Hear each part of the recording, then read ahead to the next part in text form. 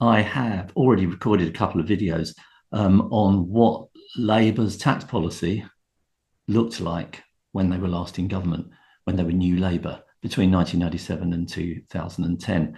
I covered generally the economic conditions being vastly different and vastly more favourable for that government at the time. I've also had a look at income tax, capital gains tax, and dividend tax. However, now's time to have a quick look at ISAs, mortgage interest relief, corporation tax, inheritance tax, and pensions. Yeah, all that lot in one video. I'll try and keep it concise. ISAs, well, the ISA was actually introduced by the Labour government back in the day to replace the personal equity plan, the PEP and the TESA, actually. But the contribution maximum was then reduced from 10,800, including the 3,000 single company PEP, and 1,800 to an ongoing TESA, to just 7,000. So there was a reduction in the amount that you could contribute to that tax effective plan.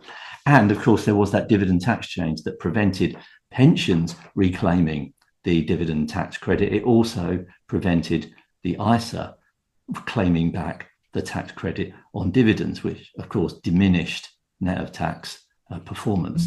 But that was done. So that was done in the last government. Mortgage interest relief at source, Miras, as you may remember, it was actually abolished. Who remembers that it was even in existence? It was in existence, giving you some relief up to a threshold, but that was taken away by the last Labour government. On corporation tax, the main rate was reduced. So that's important, was reduced from 33% to 28% with consequential reductions for small business. That reduction took place by 2008. Remember, they came to power in 1997. On inheritance tax, given there's been quite a bit of talk around, one of the taxes that Labour might increase is inheritance tax, given the straitjacket that's been self-applied in relation to income tax, national insurance, VAT, corporation tax, capital gains tax, and inheritance tax might be up for change. On inheritance tax, this is really interesting. Some of you may smile at this. You won't smile at much of the rest of this